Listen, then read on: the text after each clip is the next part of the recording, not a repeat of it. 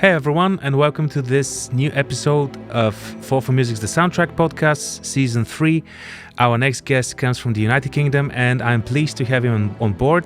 This is Rob Westwood, composer for Asgard's Wrath, Remnant from the Ashes, Lego, Marvel Superheroes, Lego Dimensions, Lego Incredibles, and many, many more projects. So Rob, welcome, and I'm absolutely happy to talk to you about music. Hello, thank you for having me. My pleasure. So we worked together on Asgard's Wrath. So maybe we could start with this one. But before we get to the project, tell us a bit about yourself and about your journey as a composer. Yes, did you have any specific questions, or just how I got into it in the first place? How you got into it in the first place? Yeah. Sort of accidentally, I think. So I used to do, back in the very early 2000s, I would be making RPG games in RPG Maker, and they were terrible. But I liked doing it all myself, right? I liked making the graphics and trying to code some terrible engine to do something like create a little battle system or something. And I would do the art, and I'd do the music, and I'd try and write a story for it. And then got onto some RPG making forums, and there were other people also making games. It was a little community, and one of the only things that other people weren't doing for themselves was writing music, so I sort of just started writing music for them as well. Usually MIDI, not very good, but hey-ho. Yeah, and it just sort of grew from there, and then I just met a guy who said, hey, I'm going to... I know this guy, and he's doing a project. It was like a tank battle game on macOS 9 or something. Would you like to do some music for him? And so I did, and it just sort of went from there, really. So does this mean that you're also nowadays familiar with like Wise and Fmod and? Yeah, although I can't go into it too much, but I'm not a fan of Wise at the moment. I am working in Fmod for another project, and in Unreal as well, implementing the music. But yeah, there was another project I was working on that was using Wise, and I think they did an engine upgrade or something, and Wise itself had some issues, and they've ended up having to go all the way back to just using the Unreal audio, and all the thing at the start of the project, we think, we can tempo sync everything, it's going to be lovely, use layers, and by the end of the project we just had to go back to the old school way of having nothing tempo synced, just hiding things with sound effects. Yeah. So this is kind of really nice, because essentially you combined your two like passions in a way. So you're still creating RPGs in a way. You're part of the technological creation, and also music. Yeah, it gives you quite a lot of freedom, actually, because you can really plan out how you want your music to react to the player, especially if you've got if you have access to the engine, the latest builds and stuff, and you can just pull it and test on your own, doing whatever you want, really, and see how things work. Rather than having to plan everything out on paper or discuss with the audio lead or something to try and work something out, you can just sort of, test it yourself, and if it works, it works. If it doesn't work, it doesn't work.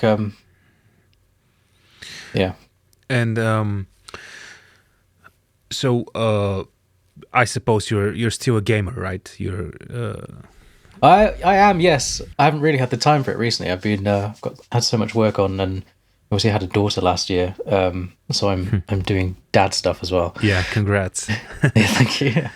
Yeah, so it's busy times. Yeah, so I haven't really had too much time to game at the moment, but I did recently buy a Steam Deck, so I have recently managed to actually find a bit of time, in 5-minute bursts to play some stuff on the go. Yeah. I have the issue of having my computer being like Mac. Yeah.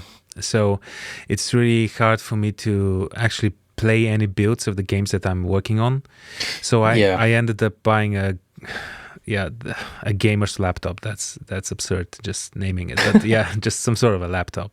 And every time I opened like any of the builds, the fan noise was absolutely. I mean, it went crazy because of the obviously being a laptop, but also since it's a build, it's not polished entirely. Not very optimized. Yeah. And I ended up writing music in the key of the fan.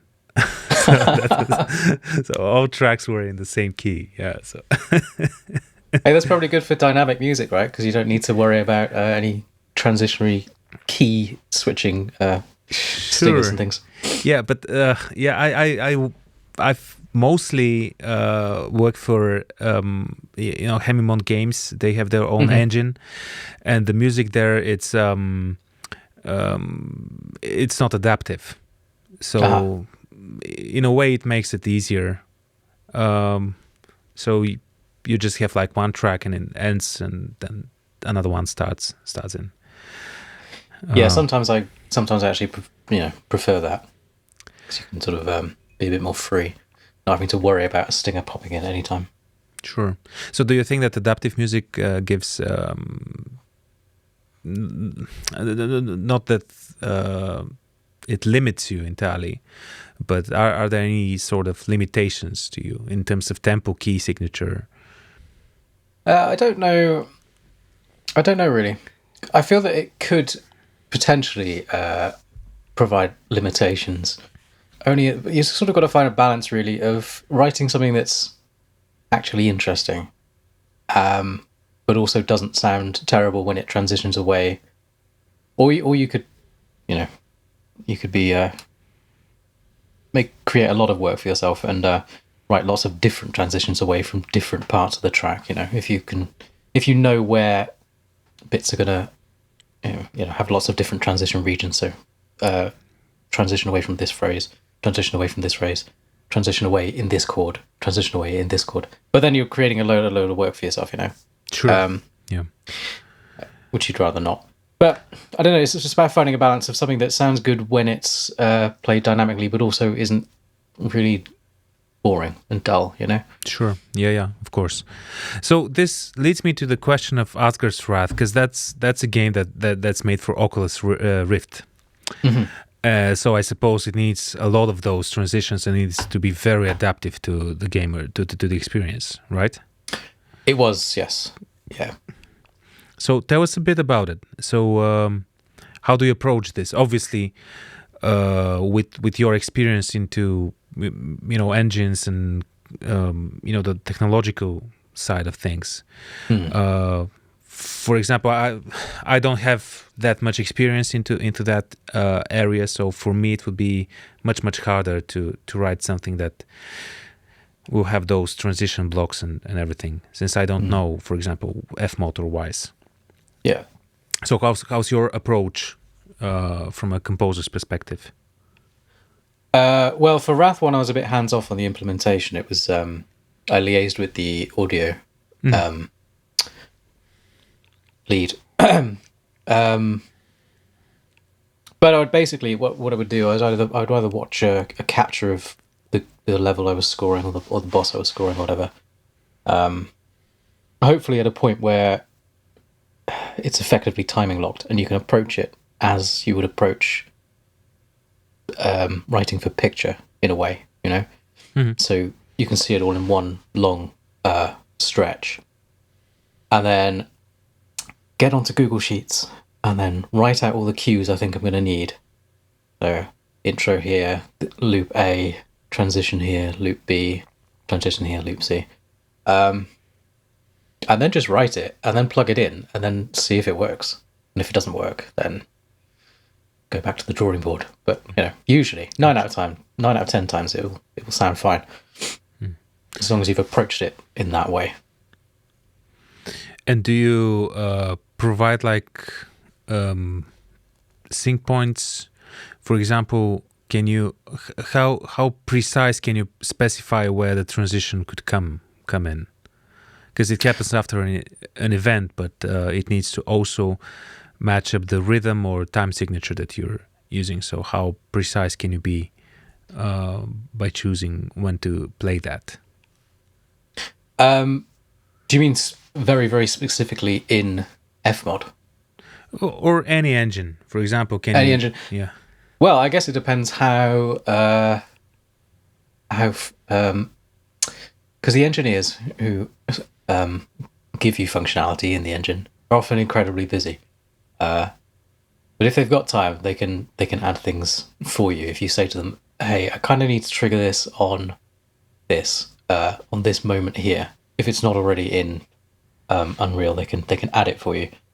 But generally, it can be very, very quick. And obviously in Fmod, you can sync things to, I think it goes down to, well, you can give an exact time in milliseconds if you want, or you could sync it to the actual beats. I think it goes down to about an eighth. So, or was it a 16th? I can't remember. Okay. But pretty quick. Yeah, pretty quick. So you can specify, for example, that it doesn't go into, if the event happens at beat 1, the transition should come at beat 3, for example, to keep the, in a way, even time signature. So like 2/4 or something like this. Okay. Yeah. Mm-hmm. Yeah. So essentially, this means that you would also need to compose your way in transitions in such a way that if they come at like beat 3 of bar 3, for example, they should also work logically there as well. Yeah, you have to make sure that they work at any point where they could potentially come in. Sure. Basically. Yeah. And people say that writing music for video games is easy. Sometimes I actually have more fun writing for all the cutscenes and stuff because I don't have to worry about any of that. Sure. Yeah. It also has its own, writing for picture. It has its own problems, but yes. So that was about Asgard, about the style and instrumentation. How what was your did you like pre-plan the instrumentation, the orchestration, the stylistic of the entire soundtrack with the like medieval fiddles and like Celtic woodwinds and the choir, the orchestra, or is this something that just develops through time as you write the music? It's quite a while ago now. I think I had an idea at the start. I wanted sort of wanted to be quite atmospheric in places, a lot of reverb, all washy and nice, but also there was quite a lot of nickel harper. I remember. Yep. Put in some nickel harper because I used back in uni. One of my lecturers played the nickel harper. I was going to get her to record for this, but she didn't see the email in time, so so we ended up using sampled nickel harper in the end, which was a shame. But I mean, it sounded good. That nickel harper sample. I said medieval fiddle, but it's actually is the Swedish? It's a Swedish. Or it was kind of it was sort of Norse-ish. Norse-ish, yeah. Yeah, I don't know how to describe it. Sort of Disney meets God of War, right? So you had occasionally talking animals, and they were a bit cartoony, but then people's heads would get ripped off. So yes, sort of a grotesque Disney. I don't know. So and there's also like some of these like ethereal vocals. There was like this female female soloist on some of the tracks. Was that Nordic? That like lyrics? Did you use any lyrics for this one, or? I think a lot of this one was just oohs and ahs. Oohs and ahs. Okay. Yeah. And then we recorded that over here in Cardiff. And again, I just slapped a load of reverb on it because I was in a very reverby stage of my composing apparently at that time. the blue period of Picasso and the red period and the reverb exactly. The reverb period of Rob. Yeah, I was in my Valhalla shimmer period. All right, so I'm just gonna skip a bit ahead to a question that I wanted to ask you, because when I was like preparing for this talk, I briefly went through your IMDb credit list, and there are a couple of games where you have like both composer credit and also producer. Can you explain more about this and whether there's a difference between the two or not? I think there is, but what it is, I don't know. It's hard to say. I really don't know. It's one of those things for the longest time. When I was younger, you'd watch a film and you'd see the title credits and you'd have director. You know what a director does. Sure. And then you'd see producer, and I'd just wonder, what does a producer do? Like now, obviously, I know a producer is responsible for just getting everything to actually happen, you know? That's right. So that's pretty much it. A producer, I think, don't shoot me, any producers, but a producer will generally just make sure stuff gets done and the budgets are correct, everyone's getting paid, you know, whilst the director is more the creative side. Well, essentially, composers become producers in a way, because that's true. Especially on package deals, you have to deliver something and make it happen. Yeah, you're not just writing, you're sort of also, you know, you're the one booking orchestras and players, usually. Unless you can get somebody else to do it, or you know a fixer. Yes, and especially in orchestration, you know, when you're in sessions as well, you're producing, making sure everything is going correctly and that you're not running out of time, knowing when to move on. And I'm sure that question will come a bit later. Yeah. And do you like this, or do you prefer the more like creative aspect of writing music for games? No, I think I always prefer the creative aspect. I think sometimes the production feels like it gets in the way. Sure. But I don't mind it, and I've learned to love spreadsheets. They used to be something I hated, but now these days, you know, I mean, they're trying to make the best looking, most functional cue sheet there, and be able to have things automatically add up. And what does it do? Basically, I think I wrote something in C# or C++, one of them. I can't remember which. And it just takes the XML export from Cubase or Nuendo I use, gets the marker names, looks at them, goes onto your cue sheet, which is in Google Sheets for me, reads through the names, and then automatically adjusts all the durations correctly without you having to do anything manually. Right. And then at the top, I've got a sort of rough, you know, percentages of when I usually record a level. It's usually sort of out of all these durations, 80% strings, 40% woodwinds, 60% brass, or something like that. And then it will go through and it will add up exactly, you know, give me an estimate of how much that level might be to record. You know, give me a cost breakdown and everything.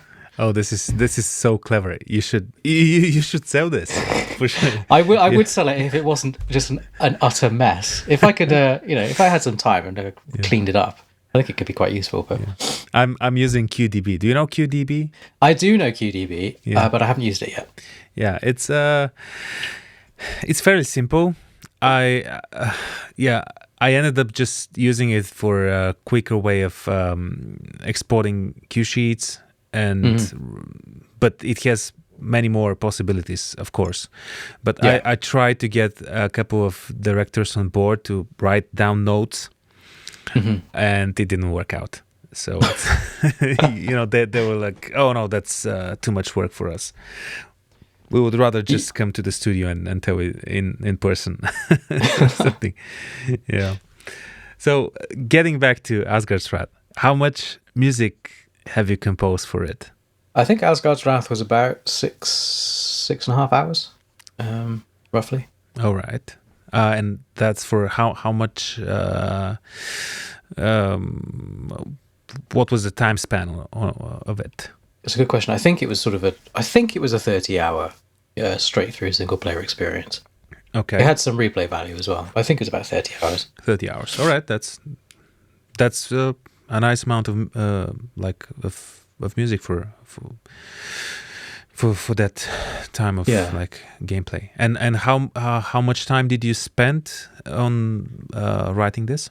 I honestly can't remember. I'm going to say 2 years, maybe, roughly. Okay. All right. Again, it was quite a long time ago, and my memory is not as good these days as it used to be. Yeah. And afterwards, you have two albums out, which is obviously not the entire amount of music. So as an album release, I mean, Oh yeah, as a soundtrack release. So how did you handle? Did you handle this yourself, or was it part of the publisher's job? No, that was all me. I wish it wasn't me. Ideally, I would have liked to have handed it off to somebody, but I think it was sort of quite a late request. Can we have a soundtrack and released? And I said yes. So I just sort of tried to try and mock something up and put everything together and give it a reasonable master, sort of, and then self-released. Yeah, because essentially what you end up producing would be a bunch of like transitions and, you know, effects which are part of a larger track, but they're not compiled as as an album. Okay, so you need to do this. This was I think the whole scandal of Doom, the Doom Eternal or something, revolved around this. I actually haven't heard anything about that. I saw something about it, but I haven't actually read anything. Yeah, that was like quite a lot of years back. But so that's essentially with adaptive music, the composer has two jobs, and you know you need to write the music for the game, and if they want a soundtrack release, then you also need to compile. And obviously it's not the same as composing the music, but it's more of a like music editor job. Yes, it is a bit. Yeah, I've sort of learned in my projects I'm working on now, a project I've just finished. When I'm doing my exports, I've just sort of mock up stuff as a whole track, either for people to listen to, or on the off chance that somebody will later say, "Can we have a soundtrack?" And then those tracks are already there and put together. Yes. All right. So let's listen to the main theme of Asgard's Wrath.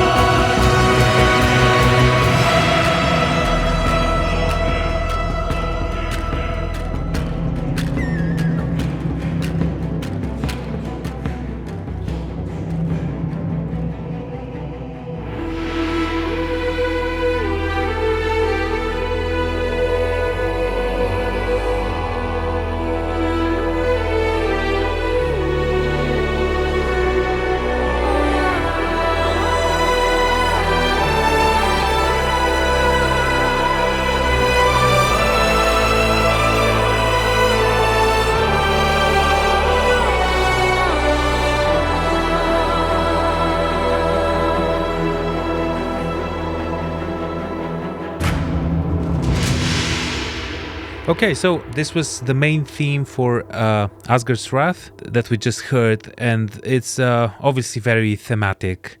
And you are a thematic composer. I hope so. Yeah, if I could say, my musicologist, the musicologist within me would say. So, how do you feel about thematic music nowadays? Is it something that's out of date? Maybe, but I wish it wasn't, if it is, because I like it. I always have liked it. I probably will always like it, you know? Yeah, I think it can be. A lot of the time we tend to go for texture a lot, which is also good. On certain occasions, yeah. I feel that not that much for games, because games are much more thematic than films. Yeah. Nowadays, for at least from my perspective. But I feel that creatives, and by creatives I mean, you know, directors and like producers, animators, and so forth, they are in a way maybe scared that the music will overwhelm their picture. Yeah. One thing I was trying to work out a long time ago is when TV theme tunes, they got softer, or it used to be once upon a time, especially in the 90s and the 80s, of course, they were just absolutely massive. And then they really calmed down somewhere. I can't quite work out where the switch was. But still, you get, you know, massive-ish main themes like Game of Thrones, for example. But these are Game of Thrones. Yeah, that's. Yeah. I think that might be like an outlier there these days, perhaps. Yeah, and mostly it's within like fantasy, like epic. Yeah. That tend to have the bigger sound. And but yeah, back to music. Yeah. So you've also worked on a lot of those Lego games. Yes. And these are kind of, to me, it's very interesting, and it's been judging from the outside, of course. Mm-hmm. It's been a really hard project to work on.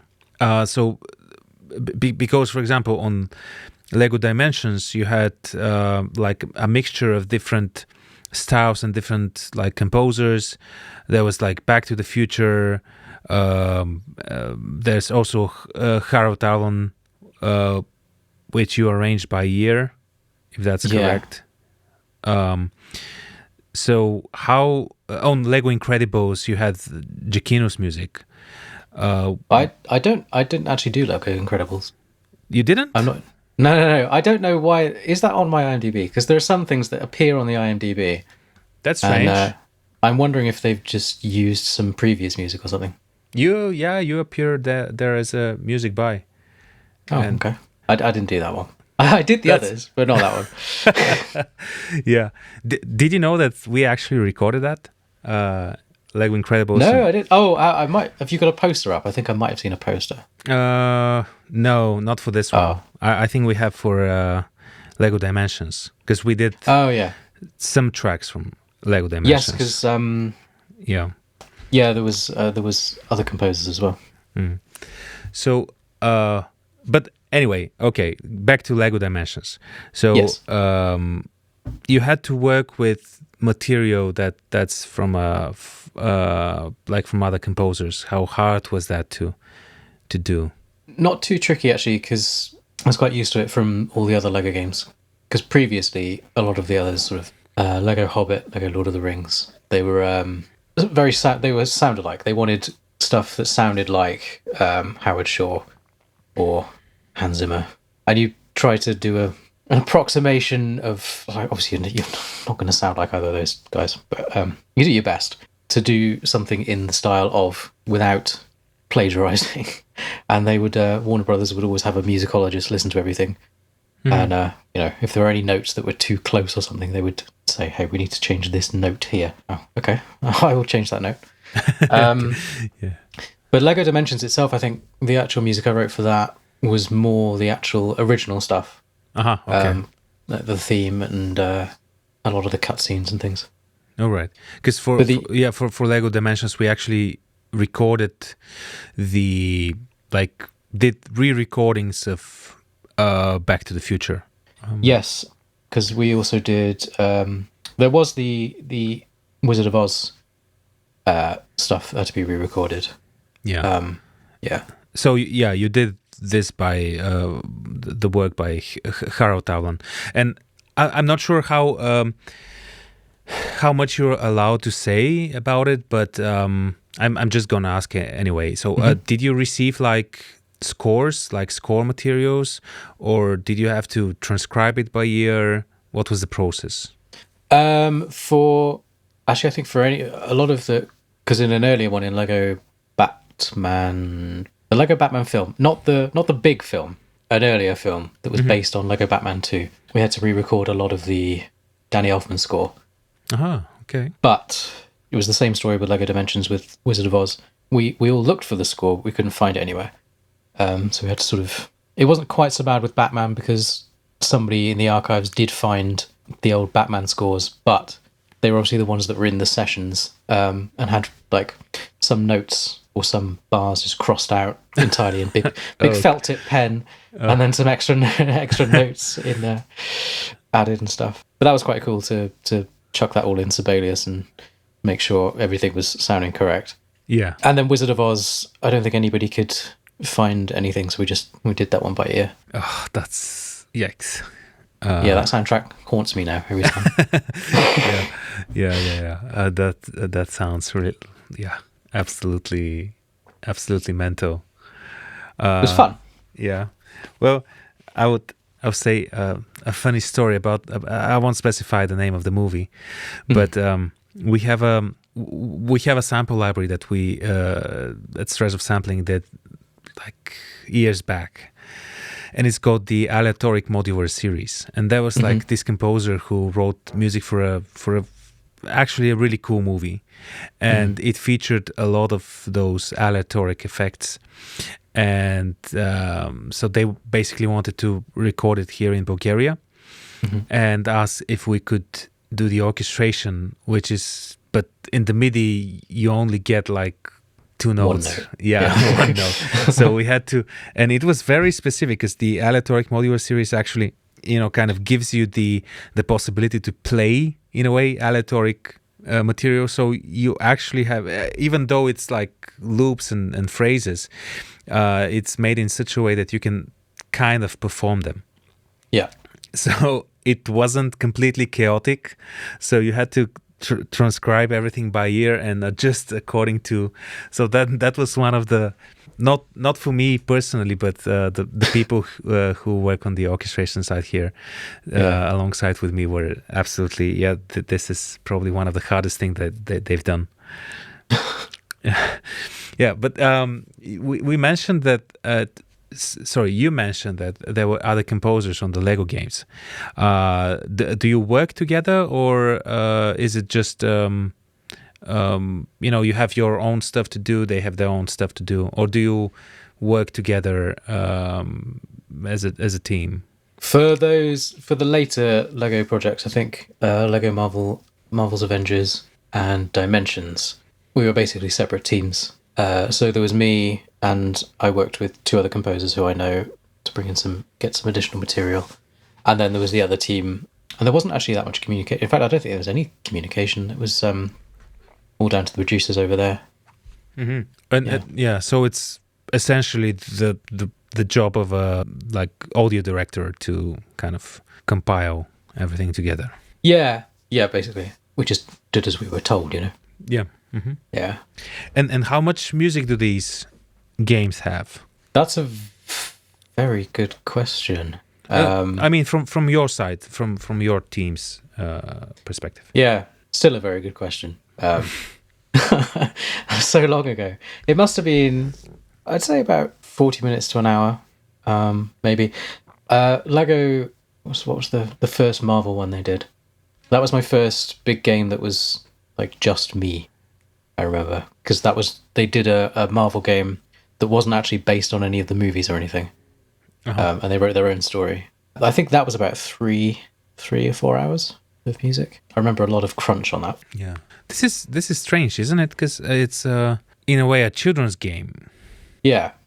So this kind of shows the importance of music in video games, I would say. Oh yeah, yeah. And obviously you do the mock-ups with MIDI. How often do you record big orchestras and like big bands, like big groups of people? As often as budgets will allow me, basically. That's a good reply.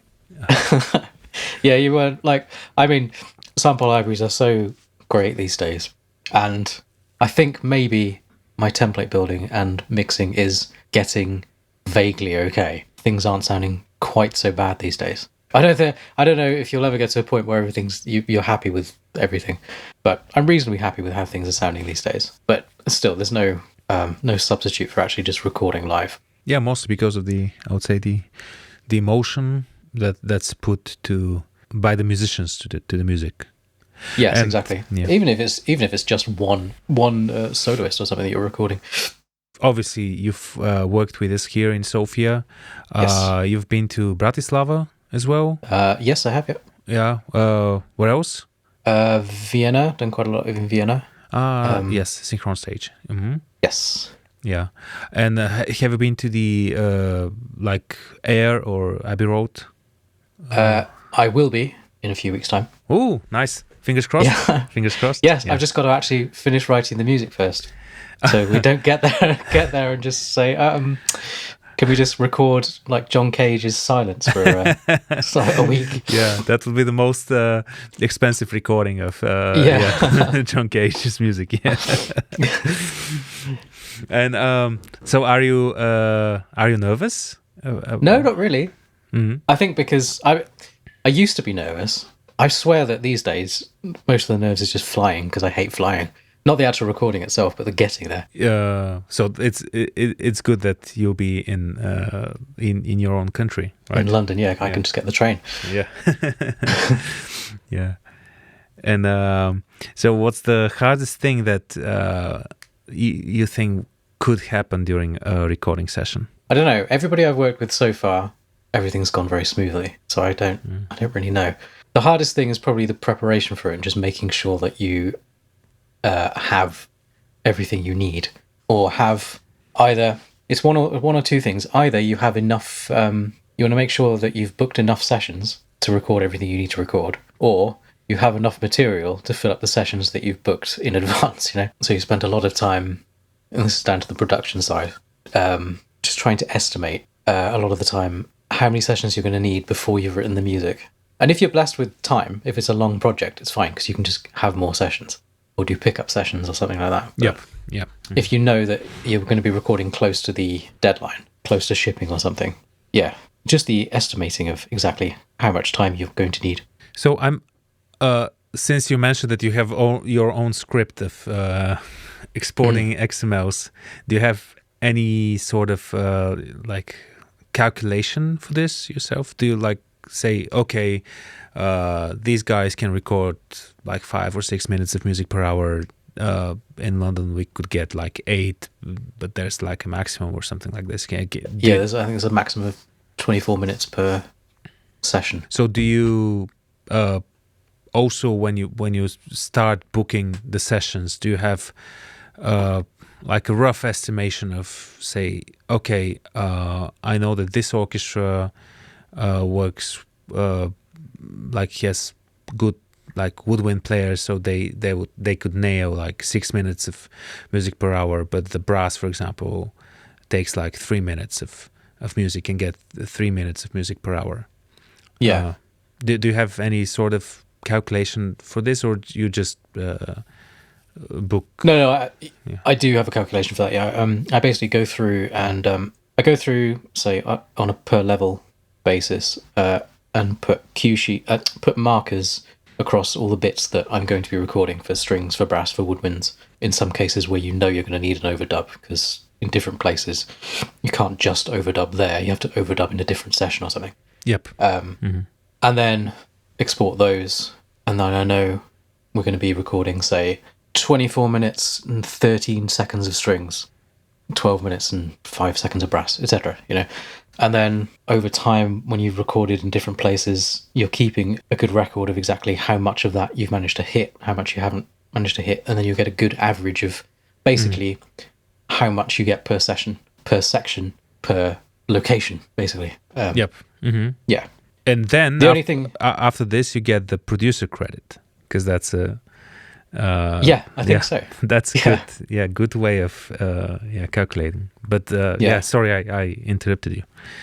No, I think the only thing it doesn't take into account, the way I'm doing it at the moment, is complexity. But I think that's sort of because some things obviously are very simple to record, and you can do them in 1 or 2 passes. Yeah, and then other things are going to be more complicated, and it sort of depends where you record in a lot of places. You know, some things might be nailed really quickly, some things might take a few more takes. Everything sounds good in the end, you hope, but so the only thing it doesn't take into account is complexity of the cues that you're recording, or the sections you're recording. Yeah. But I think everything averages out over time anyway. Yeah, for example, I was last year I was in Prague, and I would say that at least the group that I had with the brass was really exceptional. And so we had like 4 days of recording in total, but broken between like a couple of months. Yeah. So after the first 2 days, I was like, okay, these guys can handle more. So I had some cues that were supposedly left to be with samples. So I would say, all right, I can get to record these, because the players there are fast, and they perform better than what I expected them to be. Yeah. And I got to the session, and it was like really. It was the way I imagined it to be. So that they went fast and fast and fast, and then there was like this 7/8 track, which for some reason completely broke them. Yeah. And we spent so much time on that one that my whole planning just crashed entirely. It doesn't always go to plan. Yeah. Sometimes you just have to know when to say, you know what, we're just going to have to move on. And, that's right. Yeah. What things do you look out for during a recording session? What should people pay attention to while recording, in your opinion? Obviously, you've got to be listening for it in a creative way. Make sure everything is as intended, being played as intended, the emotions right, and then just normal things like more mundane things like, are the dynamics correct, everything correct, all the notes correct, But then you want to spend time getting things right. You don't want to just making sure basically that if you're stuck on one bit for too long, you might want to make the decision quickly to either split things out or change something, or avoid it and come back to it later. Or there's a myriad of things you could do, but you don't want to get too hung up on one thing. You want to keep things moving a bit. It also helps, I will say, I'm going to name drop Oscar, but having a good conductor that knows the players well, communicates with the players well, if you're not conducting yourself, and knows your music well as well, which is useful. In your case, Oscar is also your orchestrator most of the time, right? He does, yeah. I would like to say that a lot of his job, hopefully I make his job easy, because I'll orchestrate when I'm writing, and then he'll tweak things maybe if something doesn't work, or if he thinks it might be better elsewhere. Sure. And he'll let me know, and usually I'm fine with that. Yeah. But I take him everywhere these days. Yeah. Have you? Because he's not only a great conductor and orchestrator, but he's also a tuba player. So have you used him as a tuba player somewhere? He's used himself as a tuba player, because I've had him write some stuff for me. He did a couple of tracks for Remnant back in the day, and he's just done some. I think I'm allowed to say. I probably don't have to cut this bit out. He's just done some stuff for Remnant 2 for me as well, which we've just finished last week or week before. But yeah, any opportunity for him to record some tuba, he does. Yeah. Nice. It's always good to get a bit of live stuff, like even if it's the amount of times I've just recorded myself doing weird noises or inhaling into the microphone and then just making weird patches out of it is insane. Just recording things that maybe aren't in normal sample libraries. Sure. And do you yourself, do you play an instrument? I play piano and used to be the drums. I wasn't particularly good at drums. I think I'm probably better these days, but I don't have a drum kit. But you can still record do you record percussion or yourself or? Yeah, I do. Or whistles and random things. Whistles? Drums, You mean like Irish tin whistles and things? Tin whistles. Yeah. Oh, yeah. Do you mean that in Asgard's Wrath you play the whistles or? I think I did. Yeah. Oh, I think I did. That's cool. Yeah, not particularly well, but I think again, it was so reverb heavy. Nobody would notice the mistakes, right? No. I mean, it's really nice with all the bands and whole note bands and stuff. It's I did record some stuff myself, and then I did actually have a proper whistle player come in with a low whistle and a Irish whistle and a tin whistle. I think we recorded that. Yeah. Nice.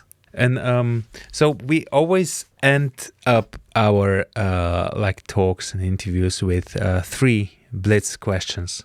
Mm-hmm. So are you ready? I think so. Yeah, they're not very dangerous, but So the first one would be for you to name 3 most favorite and your most the soundtracks that you were mostly impressed by.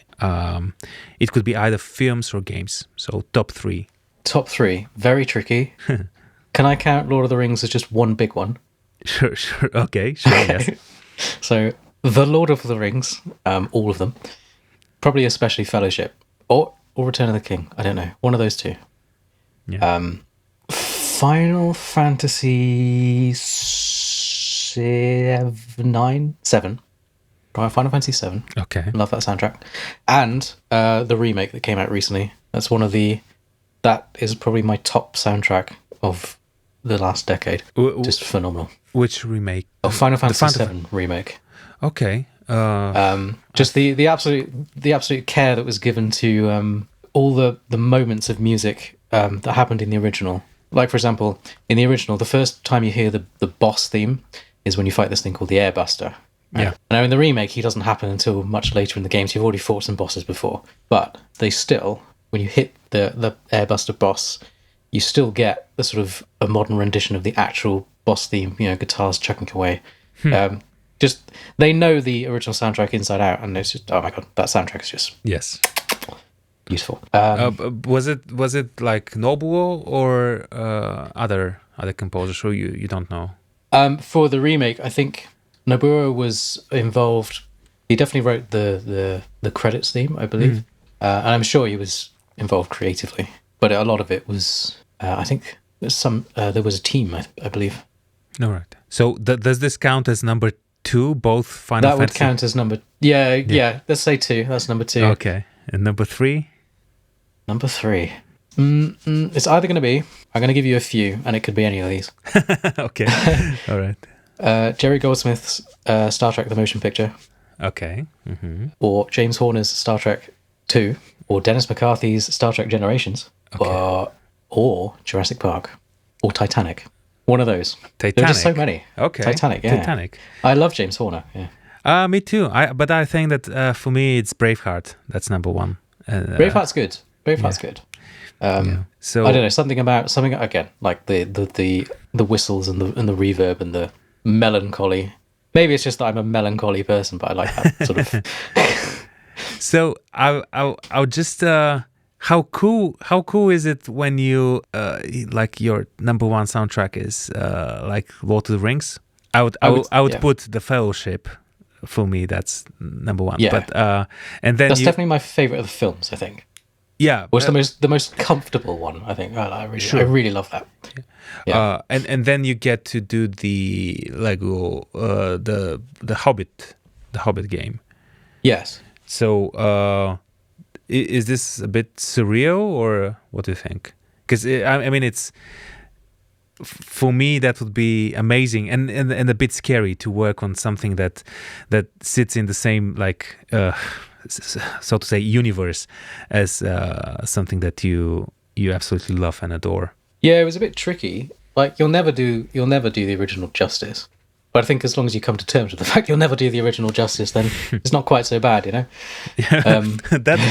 That's an attitude. Yeah. I mean, you just got to knuckle down and do it at the end of the day. And worry about it after you've finished. Maybe. Yes. And do you get do you pay attention to what like fans say about the music? I try not to, because just you don't want to be affected by negative stuff, but we're all human, right? Sure. You could see 100 lovely comments, and then you just see one, and then that one will stick with you for the rest of the day or the week or whatever. That's right. Yeah, I've been in the same boat. Or even worse, I'll give you a story about a game that I've scored this past couple of years, and it just come out in April, but it was in early access for like a year before that. So it's a weird genre. So they kind of wanted this to have like this remnants of RimWorld, and I'm not sure if you played RimWorld, but it has this country western vibe to it. Okay, cool. So the whole soundtrack is like this, and obviously the game came out in early access, then the official game came out, and there's like I've been going through like forums, Discord, just to hear and to see what people think of the music. And there's like one comment that's great, and one comment that's what the hell is wrong with this with the soundtrack. But there's nothing else, So it's neither good, not bad, nor bad. So it's sits somewhere in the middle, I guess. So that's the worst. I'm sure it's great. Yeah. Hey, that's a quick story. Always voice your opinions on forums, because I remember back when Doctor Who came out, the rebooted Doctor Who in like 2005, 2006, got to about season 2, and I loved the music for that. And I was on some Doctor Who forums, I was big into it at the time, and people were saying, "Oh, the music is too loud, too bombastic and stuff." I was like, I gave a glowing review of the music and said, actually, it's not. It's great. And then, the composer Murray Gold just randomly emailed me off that post and invited me to come to the recording sessions in Air. Amazing. It was Air. I didn't believe him at first. I thought it was just somebody winding me up, but he sent me a picture with my name on a piece of cardboard. And I was like, okay. So I just took myself to London and went to the recording sessions. And, Amazing. Yeah. So always voice your opinions on forums. That's right. So my next blitz question would be, what would your dream project be? Either as a genre, film, collaboration, anything. It could be just like music for, I don't know, concert hall or album. Just your dream project. I would love to score a JRPG, or just an RPG in general. A big sweeping RPG. Yeah, that would probably be it. Like Baldur's Gate or Icewind Dale, this scope, or probably something more like a Final Fantasy. Final Fantasy. Yeah, okay. Yeah. Gotcha. I would love that. That'd be so fun. Yeah. Fingers crossed. Yeah, one day maybe. Yeah. And all right. So, and finally, what would be your advice to a younger version of yourself if you just started out? So, what would you tell yourself? I'd probably say, I don't know actually. I might tell myself not to work quite so hard, but that's advice I still need to be talking to myself about, Yeah. No, that would probably be it. Sure. Yeah, that's maybe you should tell this advice to me as well. Yeah. It's tricky in our line of work, right? Because you just want things to be right and be not perfect, because I don't think perfection is a thing. It's something to strive for, but I don't think it's something you can ever hit. Sure. Right? But you want things to be as perfect as possible, so you just keep working, and then you realize the entire year has gone by and you've barely left the studio.